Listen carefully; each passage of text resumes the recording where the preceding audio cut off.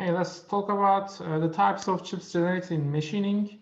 Actually, this is a kind of a must if the process is a machining process. In machining process, chips should be generated. Otherwise, we cannot say that the process is a machining process. Probably it's a forming process. There are different manufacturing processes, but in only machining, we generate chips. And chips are divided into four main types, as you see: continuous types, build-up edge type, serrated or segmented, and lastly, discontinuous chips. We'll have a look at the details of them, but before, let's check these pictures. The first two are examples of continuous chips. You see, we have a chip generated here, and it's moving above the rake phase, and it's moving continuously. We don't have separated parts.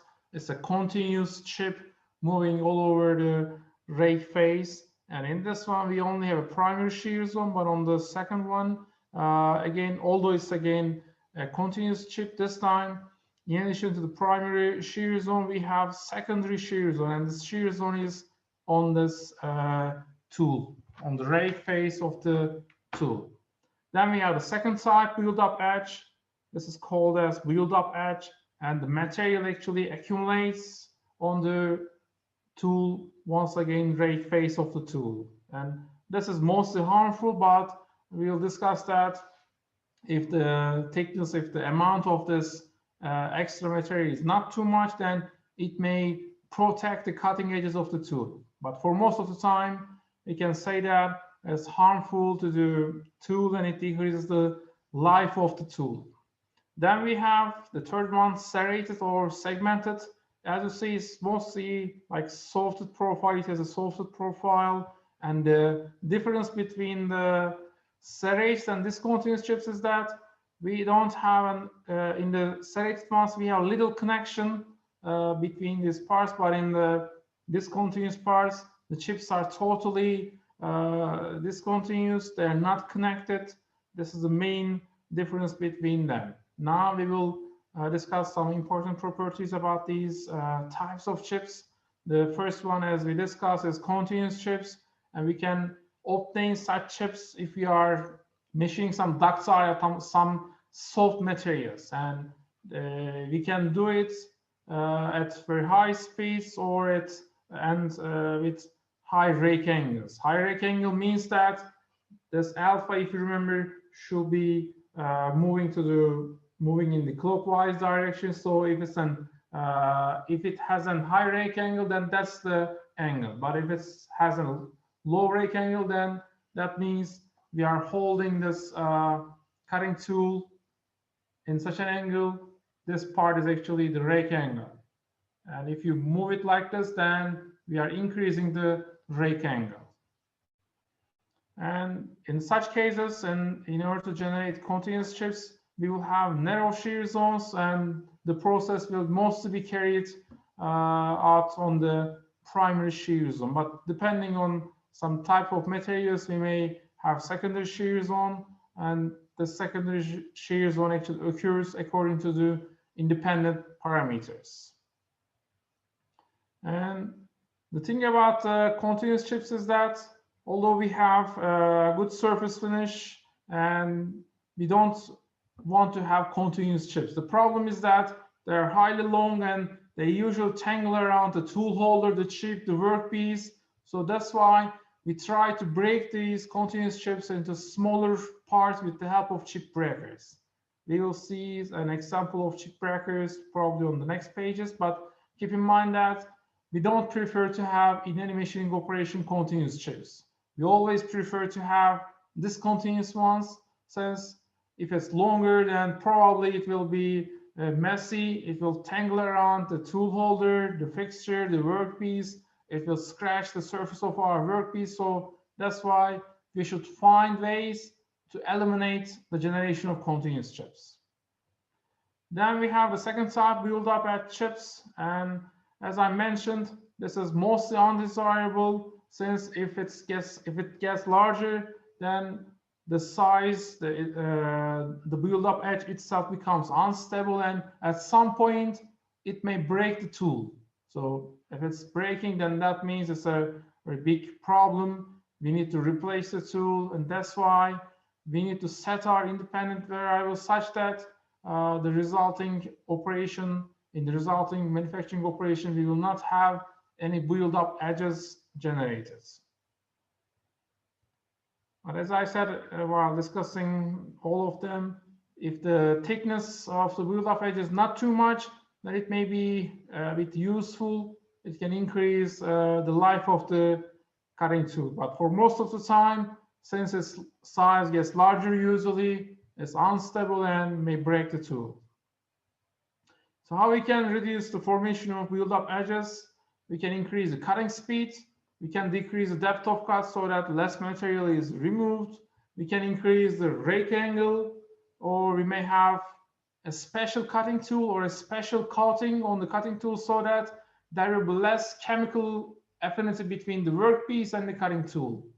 Since if they are chemically inert, then the build-up edge cannot be embedded into the cutting tool. Or lastly, you may use a cutting fluid so that the temperature of the chips and the temperature of the cutting tool will be decreased, and the generated chips cannot again go into the workpiece, the cutting tool. Then the third one is serrated chips. Sometimes we call them as non-homogeneous chips or segmented chips, but they are all the time they are semi-continuous. We have large zones of low shear strain and some small zones of high shear strain. So this is a high shear strain, but the zone is not too much. So if that's the case, we name these chips as serrated chips. And when do we have such kind of chips? If the metals have actually low thermal conductivity, which means that they will store heat more, if that's the case, or they have strength that decreases sharply with temperature, then probably we are going to have serrated chips in this machining operation. Then lastly, we have discontinuous chips, and this is actually the type of chips you want to have in the machining process. How can we obtain such kind of chips? Obviously, if the workpiece material is brittle, then probably we're going to have discontinuous chips. And if your material, if the workpiece material has some inclusions, has some impurities inside, then probably again, we are going to have discontinuous chips. Or if the cutting speed is too low or too high, then probably again, that will be the result. Or you may increase the depth of cut, you may have less rake angle, which is kind of inverse of the cases in continuous chips. Or if you don't use any cutting fluid, probably again, you're going to have discontinuous chips. And lastly, if the stiffness of your tool holder is low or the stiffness of the machine tool is low, then due to the vibrations or chatter, again, we will have discontinuous chips generated during this machining operation. So we said that we don't want to have continuous chips, and we want to have all the time discontinuous ones. So in the case of continuous chips generation, what we do, we simply use chip breakers, and these chip breakers may be embedded into the tool. Inserts. I will show you clearly in the live lectures. This one is an insert. This is the insert, for instance. You may have such chip breakers, geometrical features embedded onto the rake face, or you may have some extra components. This is again another chip breaker. So what happens is that once your chip is flowing over the rake face, it will be bended more, and we will have discontinuous chips. As you see here, in this one, we have continuous chips, and in the case D, we have discontinuous ones. Or another example here, this is without chip breaker. We have a continuous one, but if you have a chip breaker, you see we will have a bending over there, and probably it's going to break. At the beginning of this chapter, I mentioned that since things are much simpler in orthogonal cutting, we prefer to teach actually orthogonal cutting in this course. But in real life, we prefer to do oblique cutting. Since the required forces are lower, we can use less energy to do the same machining operation. But as I mentioned, I'm not going to discuss all these details. The thing about oblique cutting is that we don't have an perpendicular, we don't have a right angle between the cutting edge and the direction of motion. Instead, we have an angle. As you see here, this I is equal to some values.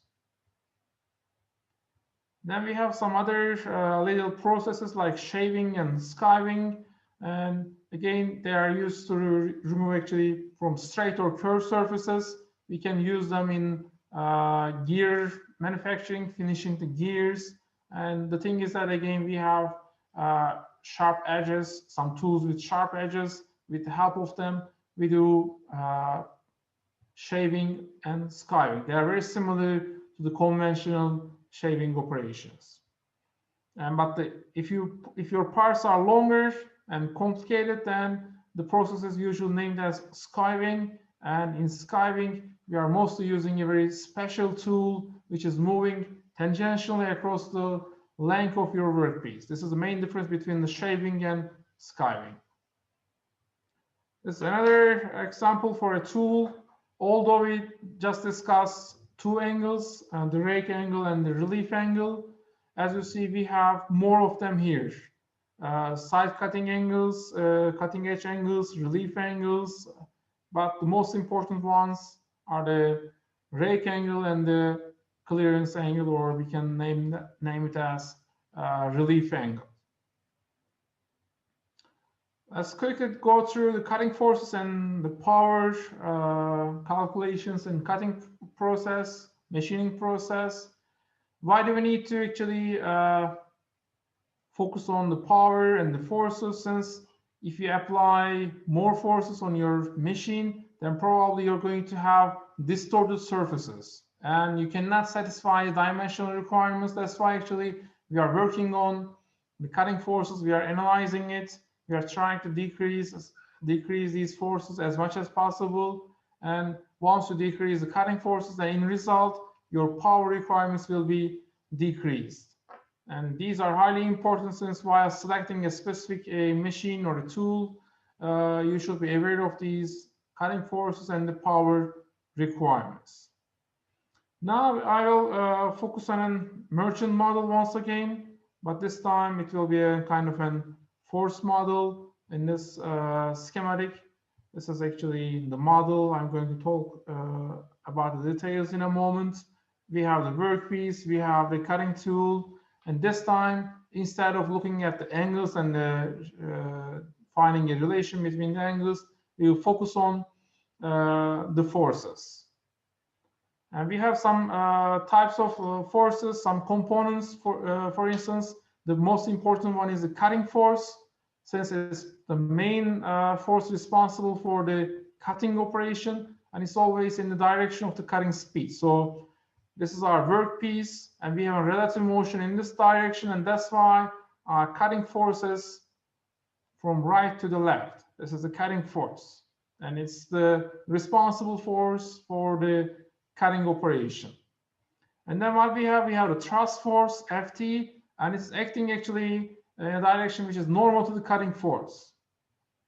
This is our thrust force, and as you see, this thrust force is into the workpiece. So we are applying some force on the workpiece, and the resultant of these two will give us the resultant force. This R is the main force, cutting force, actually the resulting cutting force in the machining operation. And then what we can do, we can divide the same force into other components, but the first thing we need to do, we need to draw a circle. We will assume that this R value, the resulting force value, is the diameter, and we know the center of it obviously, and then we can draw a circle around it and then do other computations to find friction forces and normal forces, shear forces. They will all be obtained with the help of this circle. Now let's focus on the shear plane. This is our shear plane. If you remember, we have a shear angle here with the horizontal. and we have a shear force on this plane. It's actually responsible for moving our chips, starting the deformation. And then we need to have another component on the surface, which will be the normal shear force. We use the letter Fn for that. And we know the angle obviously here. So once you determine the resultant force, then you can simply switch to the shear force easily by just multiplying your cutting force, thrust force with the sine and cosine of the shear angle. And furthermore, we can decompose our resultant force on the rake face. And this time, if you do it, then we can determine the friction forces. That is the frictional force F, and this is the normal of the frictional force, or the normal force on the rake face. And once you determine them, then you can easily determine the coefficient of friction by taking by performing this division. That will be that coefficient of friction will be obtained. I think I already discussed these. Okay. And I can mention briefly about the thrust forces. They are highly important since we are applying this thrust force into the workpiece, and the workpiece is held by the machine itself. So if you apply too much force, then you may do harms on the equipment, on your machine. And that's why you should be careful about the value of this thrust force and try to design some machine tools or workpiece fixtures, workpiece holding devices stiffly so that they will not deform under these thrust forces. Please have a look at these equations, and the main idea behind these equations is that once you construct this circle, then you can obtain any force couples. Since you measure Ft, you measure Fc, once they are measured, you can easily obtain the resultant force. You can determine the angles. You know already the rake angle already, and the other angles can be determined. After they are determined, you can find the other forces on different planes, like on the shear plane or on the rake face of the tool. Now let me briefly talk about the power calculation. It's not complicated, since the main force actually doing the cutting operation is the cutting force Fc, and if you multiply the force component with the velocity, the cutting speed, this is our cutting speed. If you multiply Fc with V, then you will obtain the power required for the cutting operation. And for shearing, this is the power required. Again, we are doing the same multiplication, but this time you need to multiply the shear force and the speed on that shear plane.